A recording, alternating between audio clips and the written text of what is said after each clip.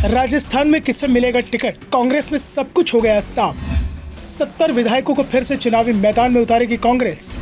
30 से 40 विधायकों के टिकट को लेकर संशय बरकरार। राजस्थान विधानसभा चुनाव के लिए कांग्रेस अब कभी भी उम्मीदवारों के नाम का ऐलान कर सकती है। पहले राज्य के सीएम अशोक गहलोत ने दावा किया था कि उम्मीदवारों की सूची 18 अक्टूबर के बाद ही आ पाएगी।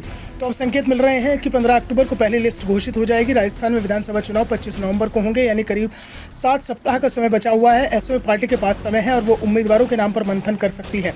लेकिन बीजेपी में उम्मीदवारों के नाम जिस तरह तेजी से तय हो रहे हैं, उससे कांग्रेस दबाव में दिखाई दे रही है। लेकिन यहाँ सबसे बड़ी चिंता विधायकों को लेकर दिखाई दे रही है। दरअसल पहले दावा किया जा रहा था कि पार्टी के 56 विधायकों की स्थिति खराब है।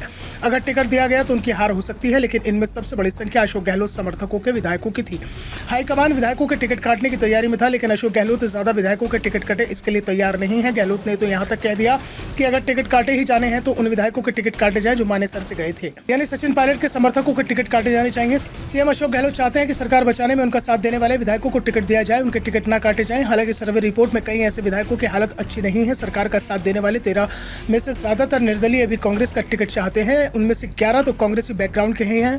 कांग्रेस और समर्थक निर्दलीय की गहलोत पैरवी कर रहे हैं, तो दूसरी ओर सचिन पायलट भी अपने समर्थकों के लिए अड़े हुए हैं। उन्होंने हाईकमान तक अपनी बात पहुंचा दी है। पायलट ने कहा है कि अगर 3-4 विधायकों की बात है तो उनकी स्थिति कमजोर है तो टिकट काटे जा सकते हैं, लेकिन अधिकांश विधायकों के टिकट कटते हैं तो फिर पार्टी को फायदा की जगह नुकसान हो जाएगा। फिलहाल कांग्रेस पार्टी में जो फॉर्मूला तय किया गया है उसमें सेटिंग गेटिंग फॉर्मूले को अपनाने पर जोर दिया गया है, यानी आधी सीटों पर पुराने उम्मीदवारों को रिपीट किया जाएगा, जिसमें से 70 से 80 विधायक और 20 से 30 ऐसे उम्मीदवार होंगे जो 2018 में विधानसभा चुनाव हार गए थे। कांग्रेस में महीने भर से टिकटों पर एक्सरसाइज चल रही है। जिले में पहले ही पैनल मंगवा लिए गए थे। 4 में से 5 दौर के सर्वे रिपोर्ट और जिलों से मंगवाए गए पैनल पर अलग अलग स्तर पर काम चल रहा था। बड़े नेताओं से भी नाम मांगे गए थे।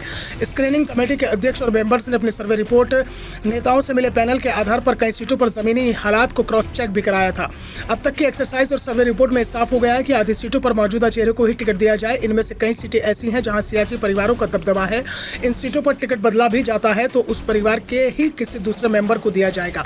बची हुई सीटों पर अब आगे की बैठकों में फैसला होना है। कांग्रेस लगातार हार रही सीटों और सर्वे में कमजोर सीटों पर अलग से रणनीति बना रही है। कुछ सीटों पर तो बहुत ही नजदीकी मुकाबला है, उन पर बीजेपी के उम्मीदवारों को देखकर फैसला होगा। इस बीच इस बार गठबंधन को लेकर भी संशय बना हुआ है। कांग्रेस ने पिछली बार 5 सीटें गठबंधन में छोड़ी थी। इस बार भी आरजेडी, सीपीएम और एनसीपी के गठबंधन की चर्चाएं चल रही हैं। गठबंधन पर फैसला राहुल गांधी के स्तर पर होगा। सचिन पायलट और नेताओं का एक वर्ग गठबंधन को कांग्रेस के लिए नुकसानदायक मानते हुए इसका विरोध कर रहा है। पायलट तो साफ कह चुके हैं कि राजस्थान में कांग्रेस अपने दम पर चुनाव जीतने में सक्षम है, इसलिए गठबंधन की आवश्यकता नहीं है। पिछले चुनाव में गठबंधन में गहलोत समर्थक सुभाष गर्ग आरएलडी के टिकट पर भरतपुर से जीते थे तो सरकार में मंत्री हैं। इस बार भी गहलोत गठबंधन के पक्ष में है। Bureau report, the such India.